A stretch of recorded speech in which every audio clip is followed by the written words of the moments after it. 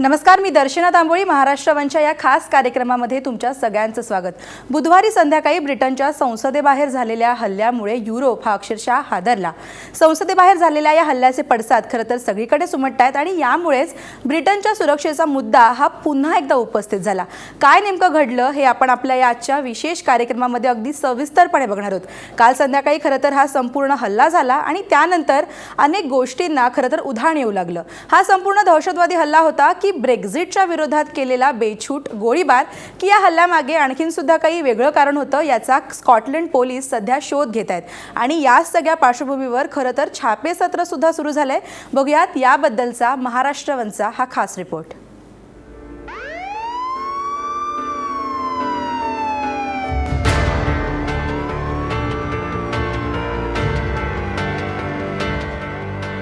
मार्च 2017 ब्रिटनच्या संसदेबाहेर दहशतवादी हल्ला.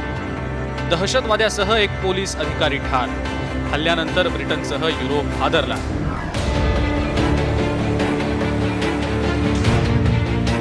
नेहमीप्रमाणे ब्रिटन संसदेचं कामकाज सुरू होतं. अचानक ब्रिटन संसदेबाहेरच्या वेस्टमिन्स्टर ब्रिजवर बेधुंद गोळीबार झाला आणि गोळीबाराच्या आवाजानं संसद दणाणली. तातडीनं संसद परिसर सील करण्यात आला, पण तोपर्यंत 5 जणांचा मृत्यू झाला होता तर 40 जण जखमी झाले होते. काही क्षणातच घडलेल्या या थरार नाट्यानं केवळ ब्रिटनच नाही तर युरोपसह संपूर्ण जगही हादरलं.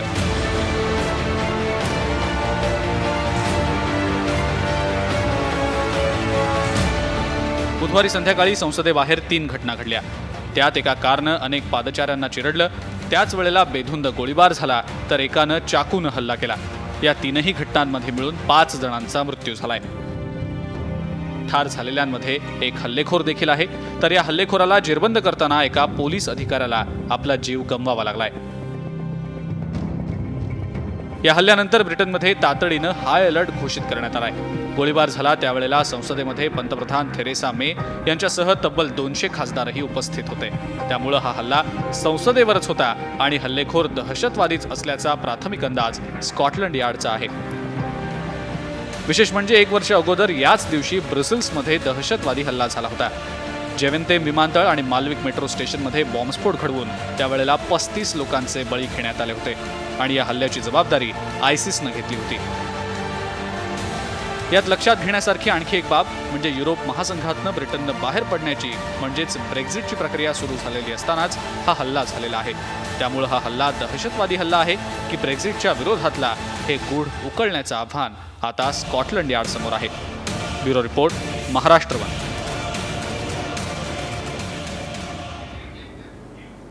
तर ब्रिटिश संसदेबाहेर झालेल्या या संपूर्ण हल्ल्याची जबाबदारी आता आयसिस या दहशतवादी संघटनेनं स्वीकारली आहे. आमच्याच खलिफा सैनिकांनी हा संपूर्ण हल्ला केला असं स्पष्टीकरण आयसिसकडनं देण्यात आलंय. संसद इमारतीच्या बाहेर हा संपूर्ण दहशतवादी हल्ल्याचा प्रयत्न झाला होता. या हल्ल्यामध्ये 5 जण ठार झाले होते तर 40 जण जखमी सुद्धा झालेत. 2 दहशतवाद्यांना ठार करण्यामध्ये खरं तर लंडन पोलिसांना यश आलं आणि या हल्ल्यानंतर विविध ठिकाणी टाकलेल्या धाडींमध्ये 8 जणांना अटक करण्यात आली आहे आणि हे सगळे जण आयसिसशी संबंधित असल्याचं लंडन पोलिसांनी आता स्पष्ट केलंय.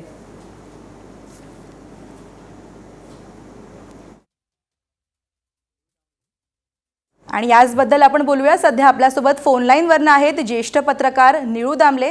सर, आपण बघितलं काल संध्याकाळी खरं तर संसदेबाहेर झालेल्या हल्ल्यामुळे ब्रिटन खरं तर युरोप अक्षरशः पूर्णपणे हादरून गेलं होतं आणि या संपूर्ण हल्ल्याची जबाबदारी आता आयसिसनं स्वीकारली आहे. खलिफा सैनिकांनी हा हल्ला केल्याचं आयसिसनं स्पष्ट केलंय.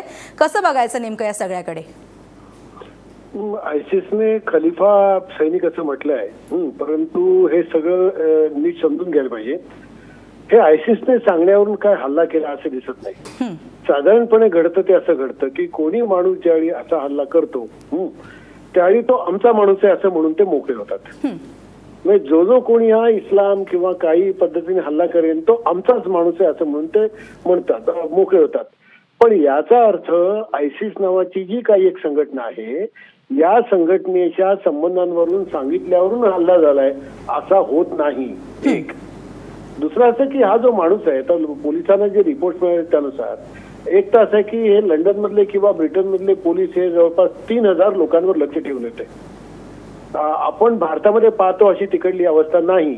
तिकडे पोलीस असतात, हे प्रत्येक छोट्या छोट्या वस्तीमध्ये कायम लक्ष ठेवून असतात. अगदी आज जिथे झाडी घातल्या त्या बर्मिंगहॅम मध्ये झाडी घातलेली आहे. बर्मिंगहॅम मध्ये भारतीय आणि पाकिस्तानी मुसलमानांची खूप मोठी वस्ती आहे आणि बर्मिंगहॅम मधल्या जवळपास प्रत्येक घरात पोलिसाचं जाणं येणं असतं. आपल्यासारखं तिथे नाहीये. तेव्हा त्यांचे जे 3,000 लोक रडारवर होते त्याच्यापैकी हा माणूस नव्हता. तेव्हा लक्षात असं आलेलं आहे की ह्या माणसाला पूर्वी एक चक्रमपणाचा इतिहास होता. त्यांनी काहीतरी असं कुठेतरी वेड्यावाकडे बोलायचं, कुणातरी शिवीगाळ करायची वगैरे असे उद्योग त्यांनी केले होते आणि तो हॉटेलमध्ये वगैरे अशा ठिकाणी जाऊन बोलायचा की वाईट आहेत, मारलं पाहिजे, माती वचन वगैरे असं स्वरूपाचा. परंतु तो सिरियस होता असं वाटत नव्हतं.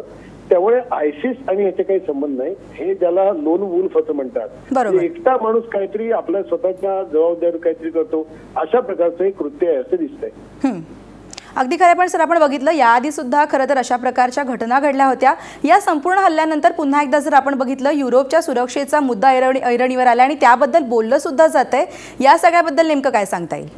नाही, आता असा सुरक्षेचा मुद्दा ऐरणीवर म्हणजे काय करणार मला तुम्ही सांगा की मुळामध्ये एखादा माणूस स्वतःच्या डोक्यामध्ये मला माझं उदाहरण समजा टाळकं फिरलं आणि मी ठरवलं की असं हे वर्तमानपत्र असतात, माध्यम असतात, माध्यमातून असंख्य गोष्टींचा प्रचार होतो. अलीकडे धर्मवादी प्रचाराचं सगळीकडे पेव फुटलेलं आहे.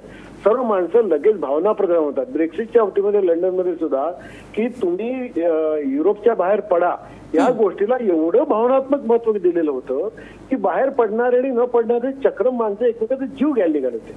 आता घडलाय तर असं घडलंय की सगळ्या जगभर अलीकडे माणसांची टाळकी फिरलेली आहे आणि हा तो प्रचार चालतो, विषारी प्रचार धर्माच्या नावाने चालतो.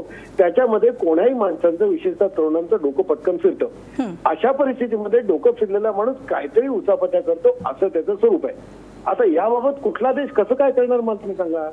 त्यामुळे हा प्रश्न त्या अर्थाने गंभीर अशा अर्थाने की सगळ्या समाजाला आपल्या बघावं लागेल की आपल्या समाजात माणसं कशी वावरतायत आणि आपण आपली माध्यम ते कसे हँडल करतायत. आणि बघा त्यांनी काय केलंय, त्याच्या हातात बंदूक नव्हती. आता तुम्ही बातमीमध्ये असं सांगितलं की अंदाधुंद गोळीबाराचे आवाज झाले, तसं घडलेलं नाही. त्याच्या हातामध्ये 1 किंवा 2 चाकू होते. तो लोकांना भोसकत सुटला होता आणि ज्यावेळी एका पोलिसाला भोसकला आणि तो पुढे गेला त्यावेळी दुरून असलेल्या पोलिसांनी त्याला हटकलं आणि त्याला गोळी घातली. बरोबर. गोळीबार झालेला नाही. तर तो जो होता तो शस्त्र घेऊन वगैरे बाहेर पडलेला नाहीये. आता मुंबईत काय आणखी भारतामध्ये कुठल्याही शहरामध्ये चाकू घेऊन कोणी कोणावर हल्ला करू शकतो काय सांगा मला तुम्ही. मुंबईमध्ये तुम्ही ऍव्हरेज 5-50 चाकू दररोज होत असतात. पण आपण लगेच त्यातून अर्थ असा नाही काढत तर मुंबईमध्ये काय झालं बघा. अगदी खरं आहे सर तुमचं म्हणणं. पण थँक्यू व्हेरी मच, तुम्ही ही सविस्तर माहिती आणि या संपूर्ण घटनेचं विश्लेषण केलं त्याबद्दल. तर बघा आपण बघितलं ब्रिटनमध्ये खरं तर याआधी सुद्धा दहशतवादी हल्ला झाला होता आणि काल पुन्हा एकदा तशाच प्रकारची घटना घडली. बघा याआधी नेमका कधी हल्ला झाला होता आपण त्यावर सुद्धा एक नजर टाकूया. 7 जुलै 2005ला मेट्रो बॉम्बस्फोट खरं तर ब्रिटनमध्ये झाला होता. या संपूर्ण स्फोटामध्ये 52 जण ठार झाले होते तर 700 जण जखमी झाले होते. आणि त्यानंतर काल म्हणजेच 22 मार्च 2017ला ब्रिटनच्या संसदेबाहेर दहशतवादी हल्ला झाला. या संपूर्ण दहशतवादी हल्ल्यामध्ये 5 जण ठार झाले तर 40 जण जखमी झालेत.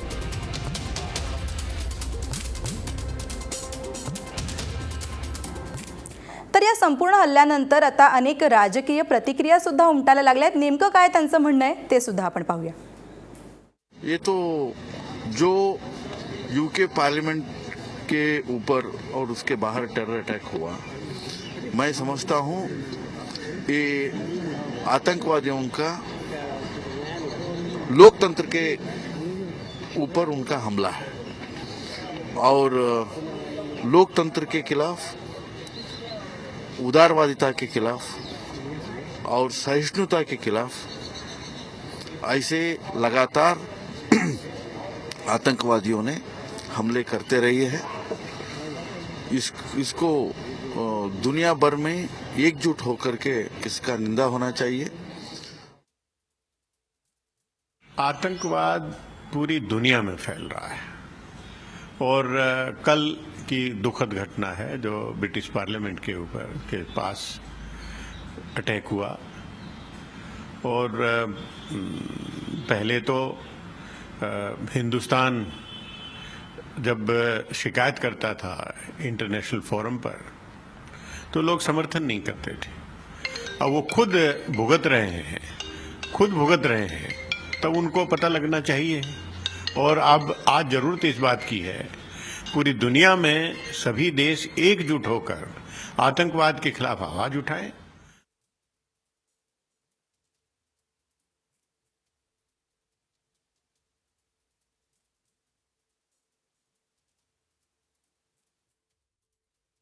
Well, our Prime Minister has given a very powerful message about what our response is.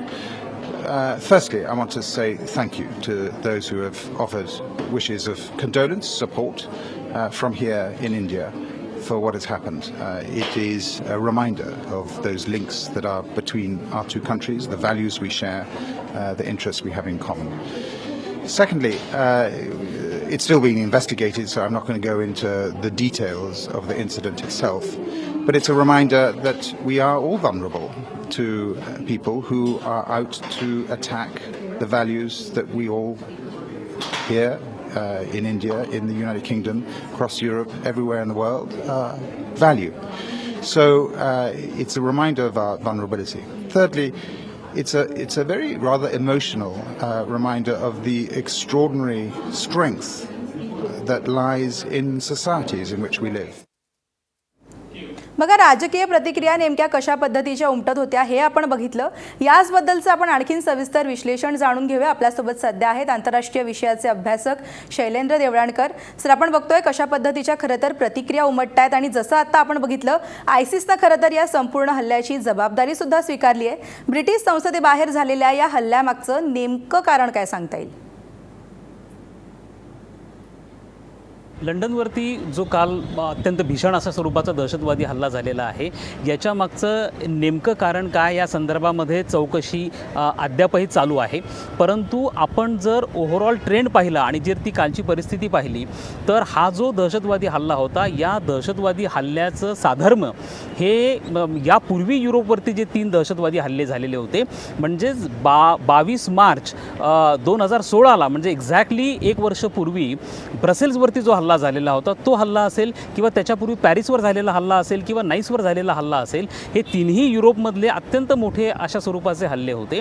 या हल्ल्यांचं जर एकंदरीतच आपण स्वरूप पाहिलं तर याच्यामध्ये एक प्रकारचा एक सूत्रीपणा आपल्याला दिसून येतो. याच्यामध्ये एक प्रकारचं साधर्म्य आहे आणि हे जे अटॅक्स आहेत हे प्रामुख्याने एखादा लोन उल्फ यांच्याकडनं आणि होम ग्राउंड टेररिझम याचे हे प्रकार आहेत.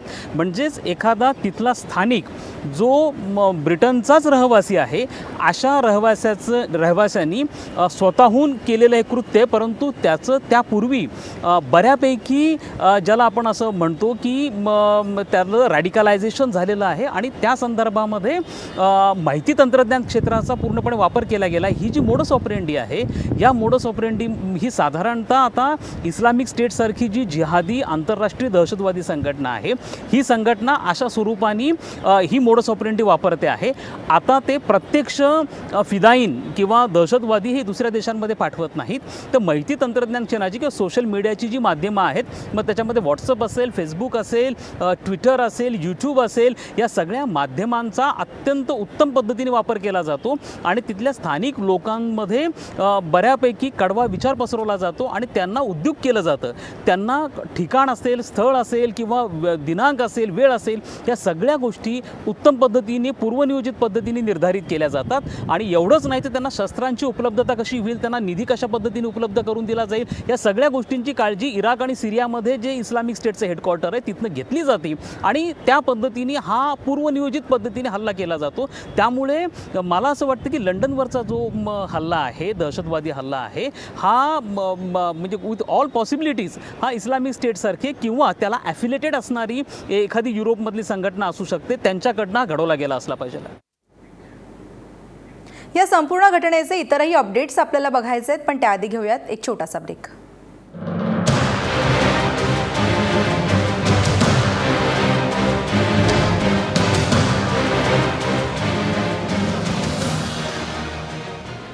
बघा, काय नेमकं काल घडलं होतं हे आपण बघितलं, पण याआधी सुद्धा खरं तर युरोपमध्ये अशाच प्रकारचे दहशतवादी हल्ले झालेत. तुर्कस्तानमध्ये बघा याआधी सुद्धा हल्ला झाला होता. 12 जानेवारी 2016ला तुर्कस्तानमध्ये हल्ला झाला. या हल्ल्यामध्ये 13 जण ठार झाले होते तर 14 जण जखमी झाले होते. त्यानंतर लगेचच 19 मार्च 2016ला पुन्हा एकदा तुर्कस्तानमध्ये हल्ला झाला. या संपूर्ण हल्ल्यामध्ये 4 जणांचा मृत्यू झाला होता तर 36 जण जखमी झाले होते. त्यानंतर 2016मध्येच पुन्हा 28 जून 2016ला तुर्कस्तानमध्ये हल्ला झाला. हा खरं तर सगळ्यात मोठा हल्ला म्हणता येईल, कारण या संपूर्ण हल्ल्यामध्ये 45 जणांचा मृत्यू झाला होता. त्यानंतर 22 मार्च 2016मध्ये बेल्जियममधल्या ब्रसेल्समध्ये 2 बॉम्बस्फोट झाले होते. या बॉम्बस्फोटामध्ये 35 जण ठार झाले होते तर 300 जण जखमी झाले होते. 13 जून 2016ला फ्रान्सच्या मॅग्निविलेतमध्ये पोलीस अधिकारी आणि त्यांच्या पत्नीची हत्या करण्यात आली होती. 14 जुलै 2016ला फ्रान्सच्या नीस शहरामध्ये ट्रकद्वारे हल्ला करण्यात आला. या हल्ल्यामध्ये 84 जण ठार झाले होते तर 202 जण जखमी झाले होते.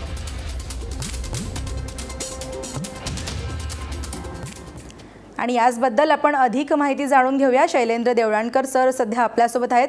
सर, आपण बघतोय जगाच्या सगळ्यात जुन्या लोकशाहीच्या प्रतीकावर खरं तर हा संपूर्ण दहशतवादी हल्ला झाला. दहशतवाद्यांना या संपूर्ण हल्ल्यामधनं नेमकं काय सुचवायचं असेल?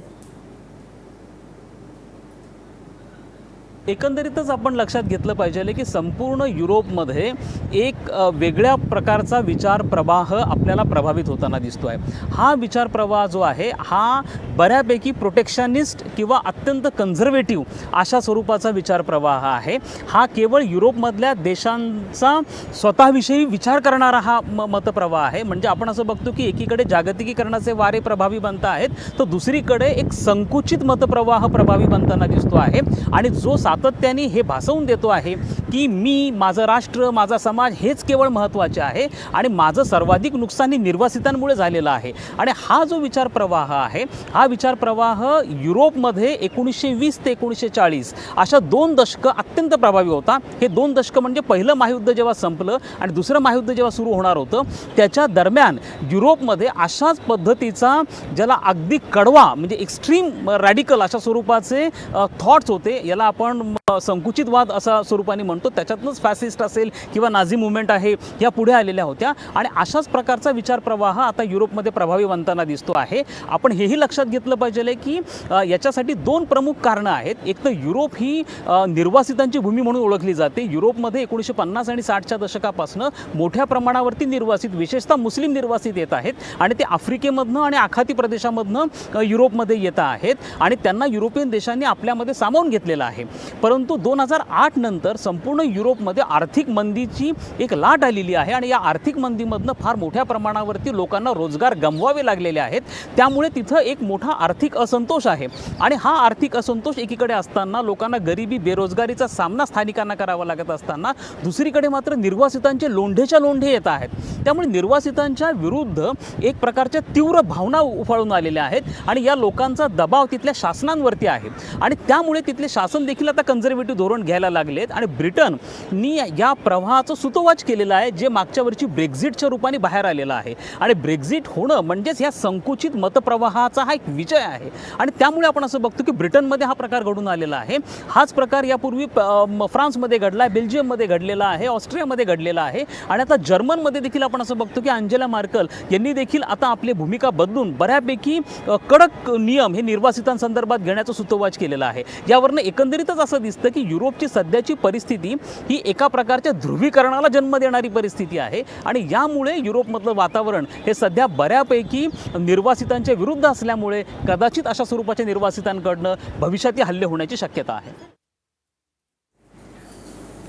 बघा, आपण बघितलं नेमकं या संपूर्ण हल्ल्याच्या पार्श्वभूमीवर काय काय घडतंय. सोशल मीडियावर सुद्धा या सगळ्याच्या अत्यंत संतप्त अशा प्रतिक्रिया उमटत आहेत. त्या संपूर्ण प्रतिक्रिया आपल्याला बघायच्या आहेत, पण त्याआधी घेऊयात एक छोटासा ब्रेक.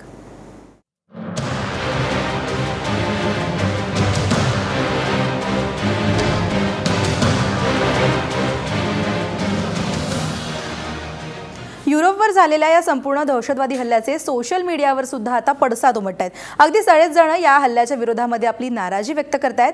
काय नेमकं सोशल मीडियावर सध्या या घटनेबद्दल ट्रेंडिंग आहे, याचबद्दल सांगते आमची reporter Janhvi Bhatkar.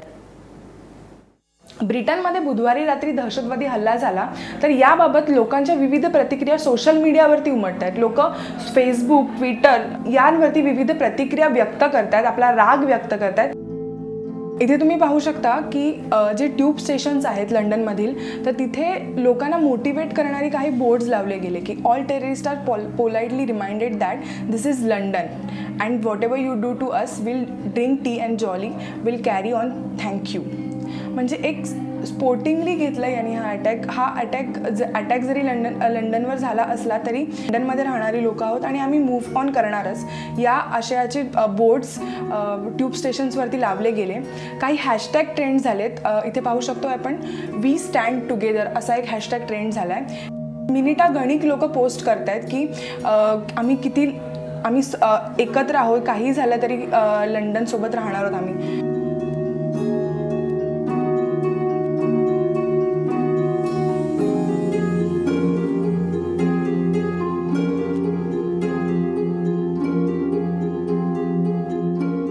Londoners shares images of unity and strength after Westminster attack. त्यांनी हे काही हॅशटॅग्स वापरलेत. We are not afraid, we stand together, united together. इथे पण एक लंडन स्ट्रॉंग म्हणून हॅशटॅग आहे. हे ट्यूब स्टेशन्सवर काही बोर्ड्स लावले गेलेत कोट ऑफ द डे म्हणून, जे लोकांना इन्स्पायर करत आहेत, पुन्हा एकदा उभं राहण्याची ताकद देत आहेत.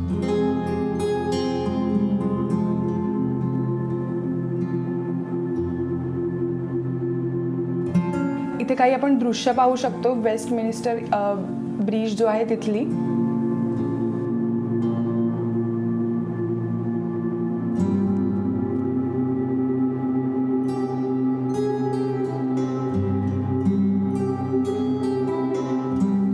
लोक प्रार्थना करतात, ज्यांच्यावरती हल्ला झाला, जे लोक जखमी झाले, तर त्यांच्यासाठी लोक प्रार्थना करतात. A snap I took last week praying for everyone affected by 2 days tragedies in London.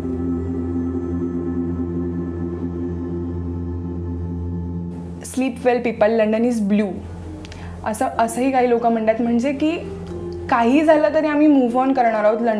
लंडनमध्ये याआधीही हल्ले झालेत, याआधीही ब्रिटिश कंट्रीजमध्ये खूप सारे टेररिस्ट अटॅक झालेत, तर कितीही हल्ले झाले तरी आम्ही मूव्ह ऑन करत राहू असं या लंडनर्सचं म्हणणं आहे. प्रश्न एकच आहे की किती काळ असे हल्ले होत राहणार आणि किती काळापर्यंत टेररिझम या गोष्टीला तोंड द्यावं लागणार, हा प्रश्न सर्वत्रच उपस्थित केला जातोय.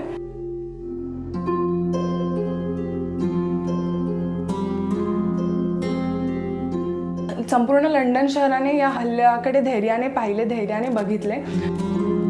ब्रिटनमध्ये म्हणा किंवा संपूर्ण जगामध्येच टेररिस्ट अटॅक वारंवार होत आहेत, तर एक भीती राहिली लोकांच्या मनामध्ये. तर हे संपणार कधी आणि हे संपण्यासाठी कोणतंही गव्हर्नमेंट काय प्रयत्न करणार आहे? व्हिडिओ जर्नलिस्ट निकेशसह जान्हवी भाटकर, महाराष्ट्र.